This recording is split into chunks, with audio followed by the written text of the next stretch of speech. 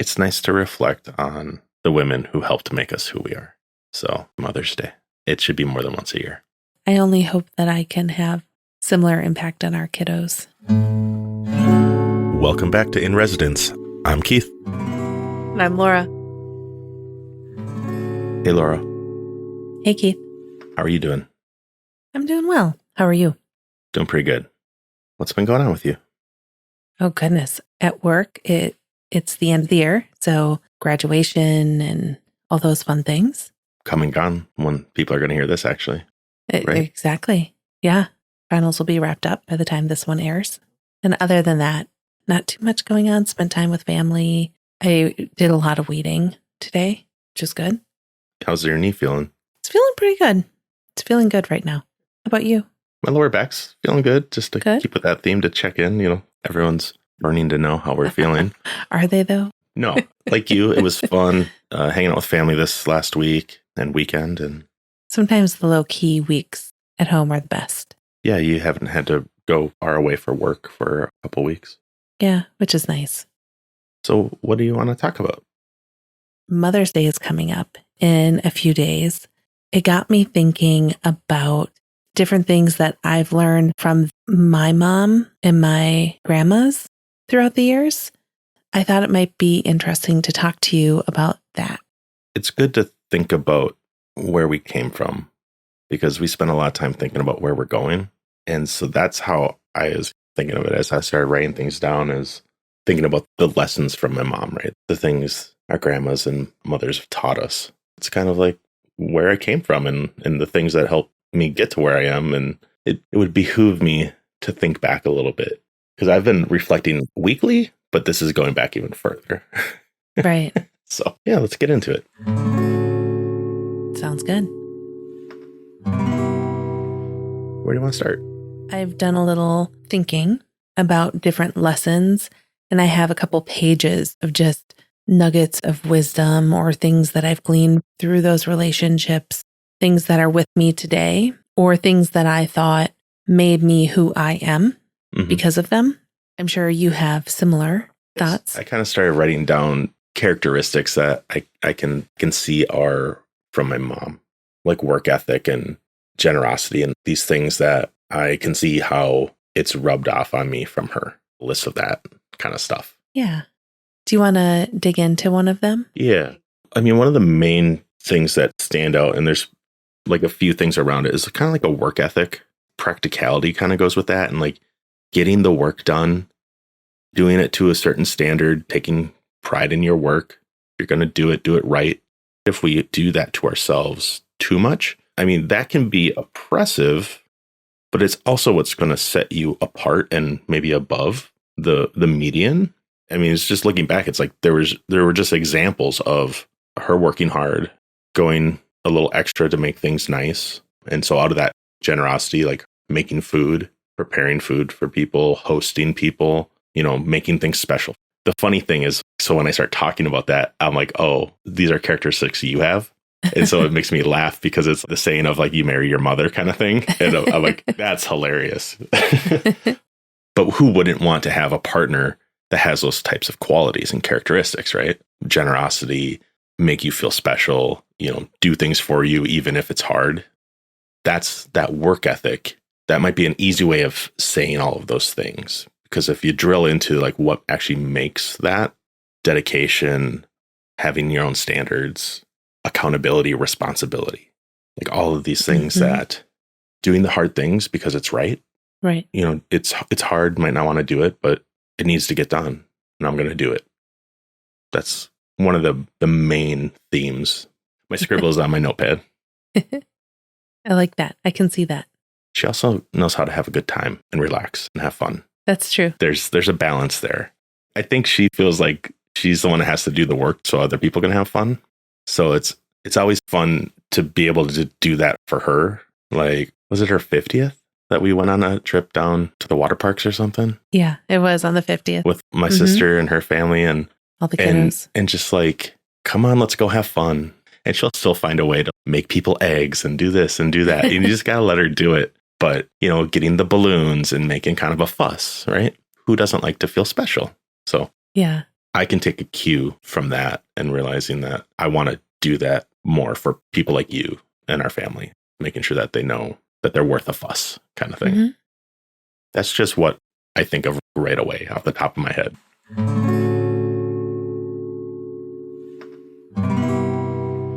That's bringing up for me that I learned from my mom, also from my grandma Doris, I would say in particular, was find things that you enjoy and do those things.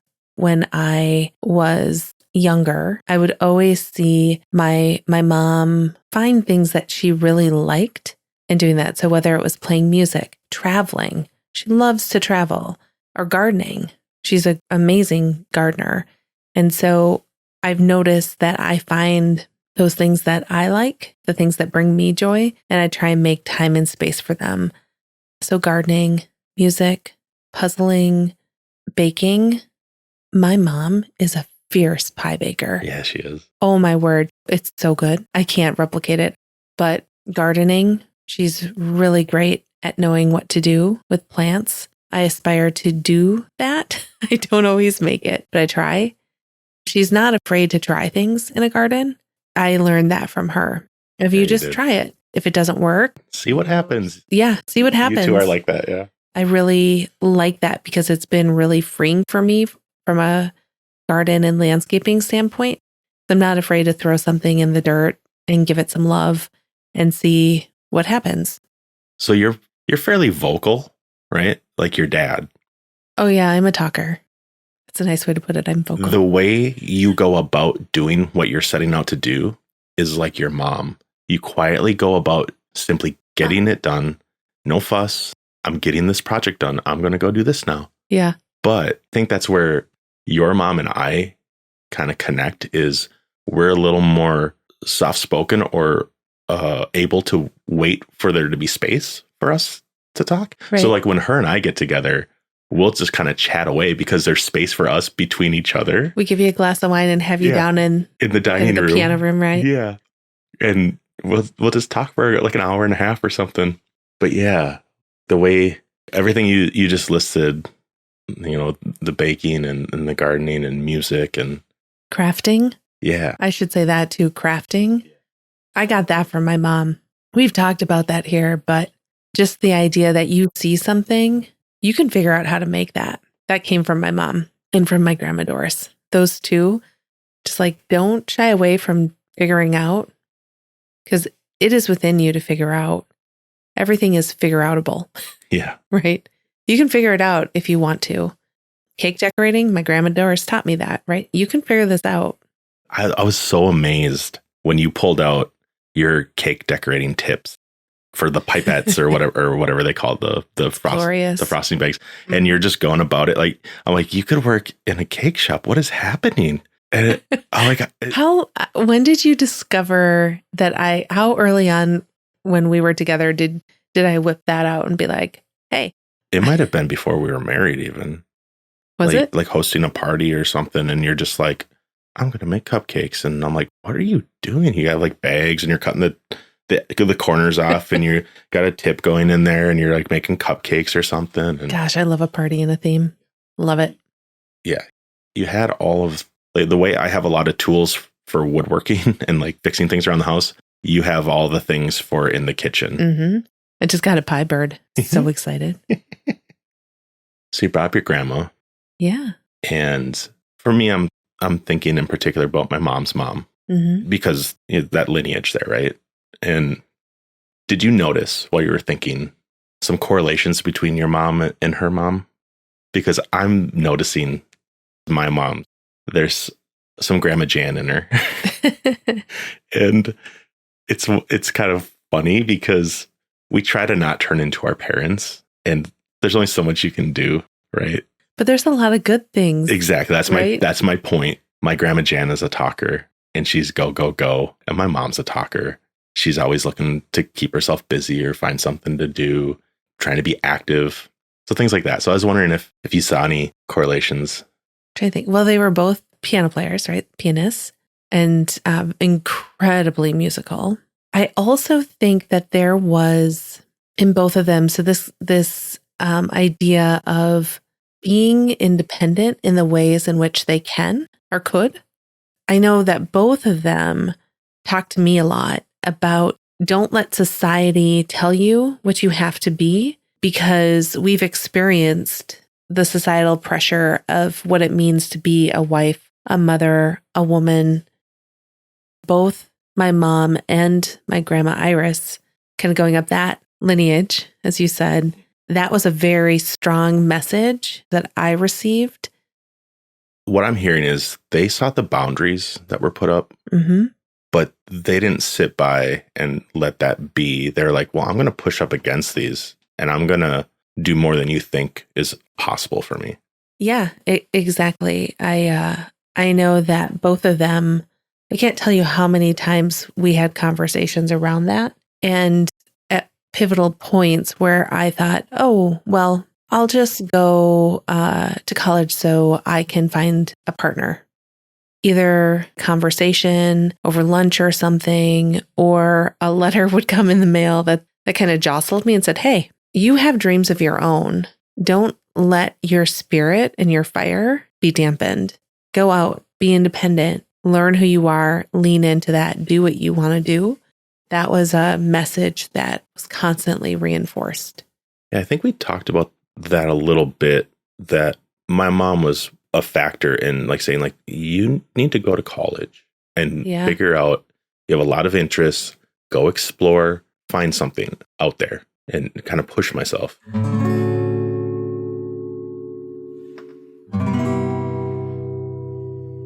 Growing up as a small girl, I was always very independent. I had my own ideas. I was fairly assertive. Not all the time, but fairly assertive. I think they both saw in me that independent spirit and cultivated it, because I think that they have that within themselves as well. So, for example, my grandma Iris, she was a piano teacher. So when she got married, it was expectation that she would retire from teaching. And she did. Although she did what society expected, she continued to teach piano, and not just to a few students.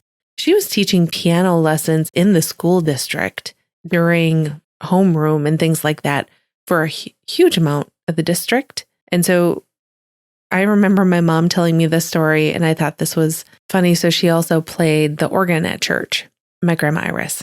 And to be able to do that and still, quote unquote, provide, right, of what was expected for the family to have a meal ready to go on the table after Sunday service.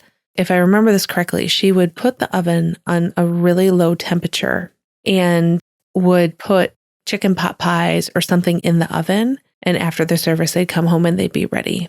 I could have one of those facts wrong, but she tried to figure out if it's an expectation that we have something to eat and something ready when we get home, I'm still going to do my thing because it's important to me and figure out how to feed my family. It's that everything is figure outable. I can still do the things that I might need to do and make room for the things that I want and love to do. Finding a way to do it all is what Crock-pot is my friend. Yeah. Don't ever do pasta in the crock pot. There's a little tip. Oh, it can be okay. That was horrible. Oh, well, you got to experiment. Oh, it turned into glue. Oh, yeah. There was that one time. That's right. Take chances and learn. Right.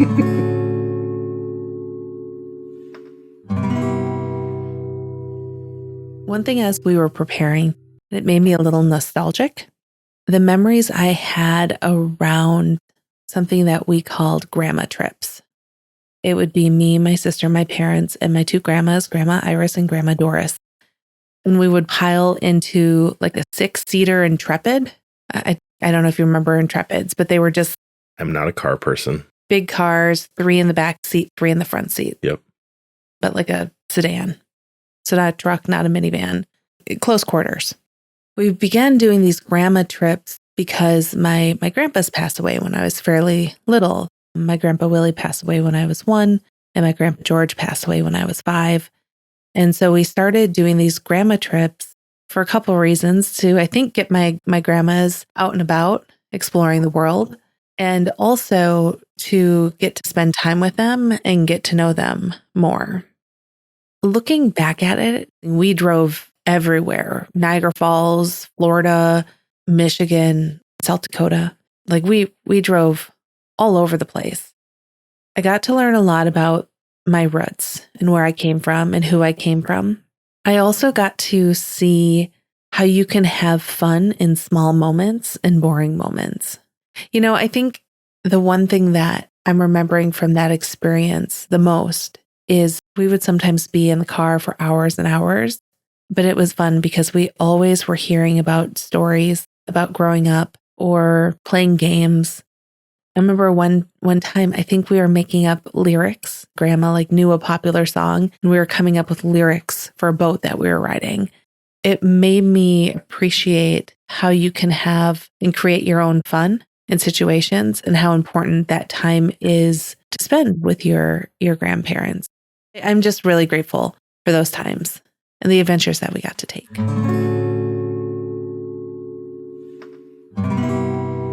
So I'm not saying this very well, but I think at the same time of having fun in small moments, I also learned to be curious about other people, their lives, in particular my grandma's and their lives, curious about new places, things that we were exploring, the fact that I may know or see something differently than others that I'm traveling with.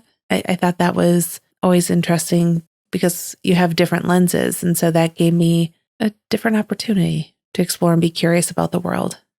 Did you recognize that while it was happening when you were 9, 10, 11 and up, teenager, traveling with grandma and parents? Or is it more like looking back like, oh, those were really good experiences because of what you just said, what you just noticed? Yeah. Did you appreciate it when you were younger? Oh. Or now are you seeing it? I think both. I appreciated it then. I will say I had to always sit in the middle seat in the back. With grandmas? With the grandmas. And I didn't appreciate that. But I was the biggest kid, right? And so Jenny, got to sit in between my mom and dad. By the stick shift, probably? No, there wasn't stick shift. Oh. It's automatic.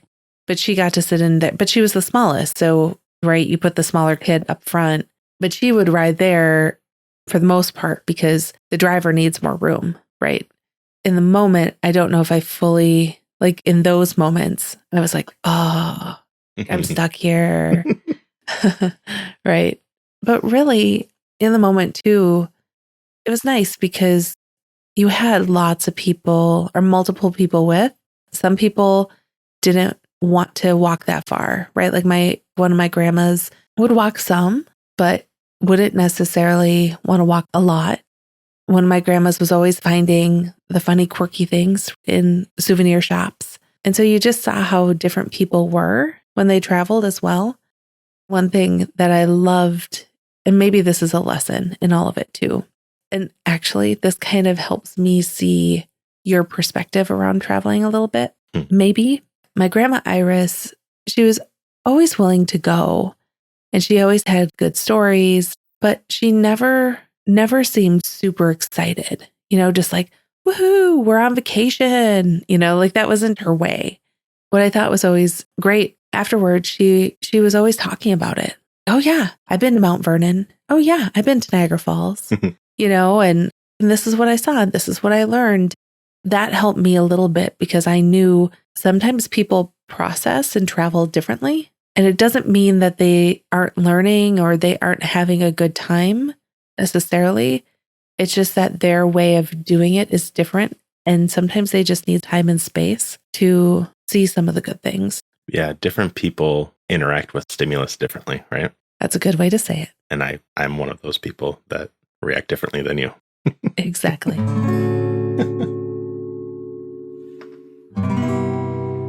What else was on your list?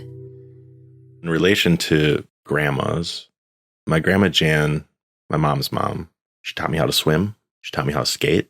She would come pick me up if I was homesick from school. But that also entailed running around and going to Burger King. And I'm actually sick and don't feel like eating fast food, or something like that. Or it's like a child dream, isn't it? Going to Burger King. But it's I don't feel that great, Grandma. It's like we're going to the outlet store. We're going over here. We're going over there. Another thing is hanging out and playing Scrabble Oh, with yeah. my mom and my grandma. That's a big thing. Yeah, I learned a lot from my grandma and obviously my mom. Maybe to pivot back to maybe my mom, I think probably my love of reading. Yeah. I kind of got away from it after college because I had to do so much reading, but I always loved to read. I would read on my own a lot. And I think that comes from my mom. She would always have a book. And I remember her reading to me when I was a kid, 4, 5, 6. Yeah. That came up because of the Scrabble thing. And I'm like, oh, it's funny. We like word games. And I guess that's another thing too, is I get my competitiveness from her, I think. We're fairly competitive. I could see that. That's one of those apple tree moments. Yeah. Yeah. We played cards the other night. You can see the similarity, but we understand it. And so I think we've both learned a little of like how to, it's not like we're bad sports. It's simply that it's not all about the winning. The more I surrender myself to the process of the game, the more I end up winning. You're on a roll yesterday. I think I won like 4 hands in a row or something. Yeah. It's getting old. But there's a time and place to be competitive. And there's a healthy dose of competition in both of us.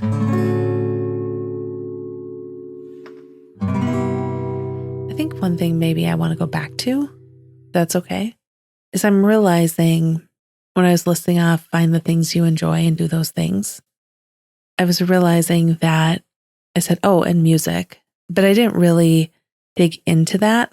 Like my love for music, that comes from my mom, from my grandma, Iris, and Grandma Doris.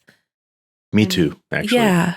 And my grandma Iris started teaching me piano when I was 3 or 4. I'm thinking about so many of the different family get-togethers. There's times where we sing along, right? We have little sing-alongs at Christmases, at Thanksgivings, parties, either singing and like people highlighting different songs they prepared for it, like doing a little concert, or singing all together as a big family. I don't think I really realized that, but that has been a staple of the different parties and things that I'm used to growing up. And that music is just part of who we are and what we do. I know you love music too, but I don't know if music showed up in that way for you. No, I think that's where, so we're similar because I was injected with a love of music at an early age from both my mom and my grandma. But my grandma Jan, she gave me the Firebird Suite on CD. I've got 5 or 6 classical CDs that I got from her because she knew I was into music and choir, and she would have a lot of music programs on. Whereas like my mom, it's having the radio on, listening to it in the car, singing, bringing your tape cassettes. She's the one that I learned how to record onto cassettes from her, from either the radio or records, dubbing tapes, making mixtapes, from watching her do it, right? And going to live music. So similar but different. We didn't do family sing-alongs or anything, but our version of that was listening to music in the car, going to where we need to go, having the radio on.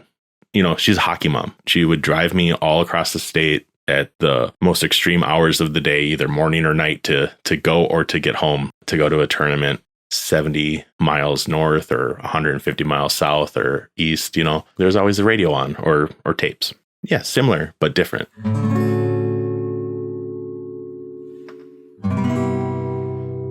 So I want to go back a little bit to parties and themes. I know that I love to throw a good party for family. I think that's the best. On its surface, it may seem that I get that from my dad because my dad loves to have people over, to entertain, to host, to be a good host, make people feel welcome. He loves that. The theme part of it, I think I also get a lot of that from my mom.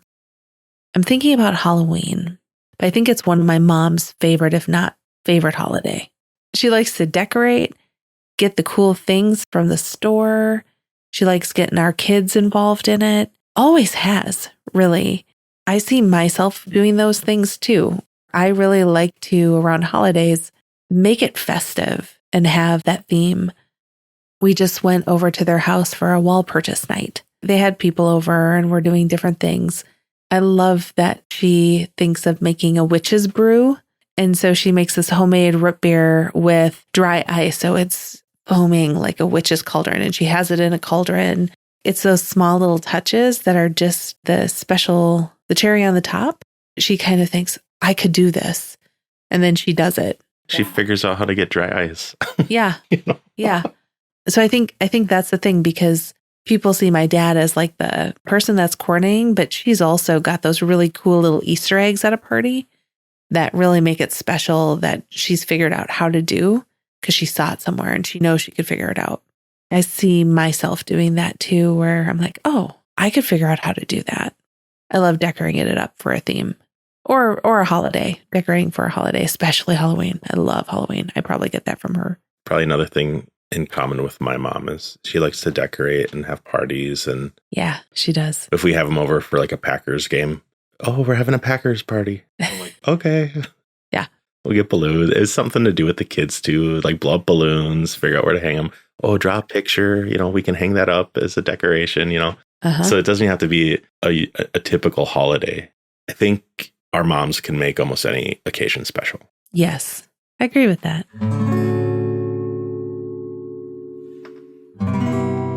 Another thing I want to talk about, and you talked about this with your mom around generosity, a specific memory that I have that highlights this point. When I think about generosity, and I know you think this too, it isn't necessarily just monetary. That's seldom how I think about it, actually. Exactly. I know. Me too. And so I think that's probably a good thing for us to dig into. I think we both appreciate acts of service and quality time. Yeah. I think make us feel very special. When you talk about their generosity, that's what I think of. Yeah. Sometimes we think that to be generous, you have to have the means to be generous. I think what you're saying, and I agree with you, is generosity can be intentionally spending time, making time, being present, or being thoughtful. Growing up, my grandma Iris, at Christmas, she'd wrap something up and she'd say something old and something new. At the time, I didn't necessarily know, but I'm sure she was on a limited income. Right. You don't know that when you're a kid. You don't know that when you're a kid. You're kind of like, what is this? No, but it was actually really, really thoughtful that every year she would give us something small that was new, and then take something that was from her house that meant something to her or to our family. It's the thought that counts, right? Exactly. I mean, I still have all the things that she gave me. Our family button box, a little box with all the little buttons from my ancestors that they used to collect when they're getting rid of clothes or mending clothes. That actually got me really interested in button collecting. You have so many buttons. I have so many buttons, folks. But it's something like that where it was so thoughtful that she wanted to share something with me from where I came from. Every time I see it, I think of her.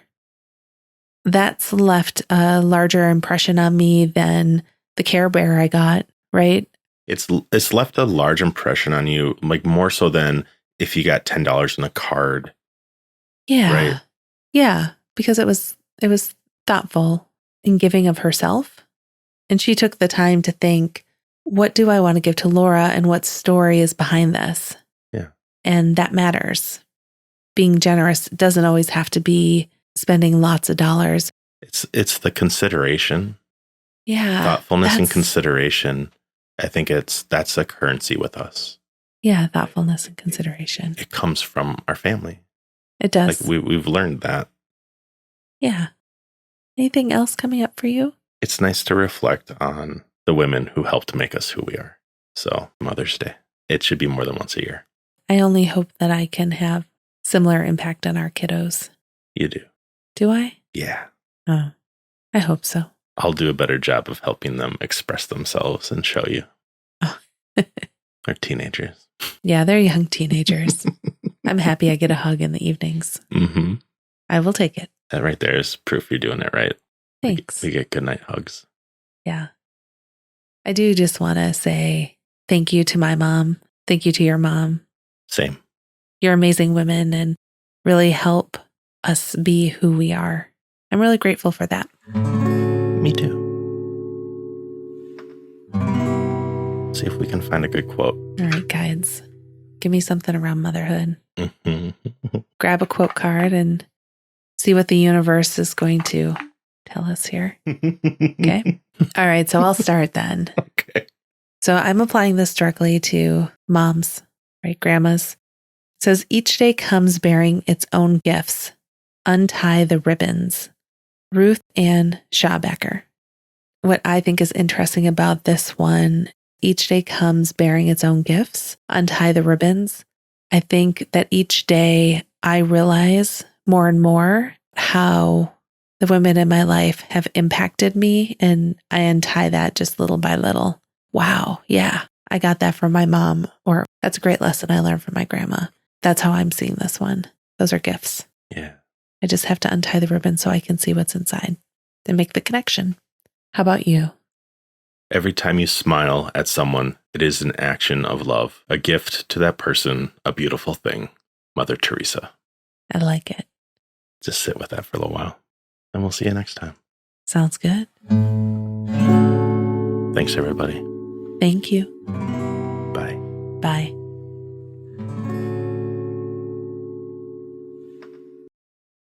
My mom is a fierce pie baker. Yeah, she is. And if you want to send me $10 in a card, I'm all for it. Some coffee money. Yeah. But I think people get what we're saying.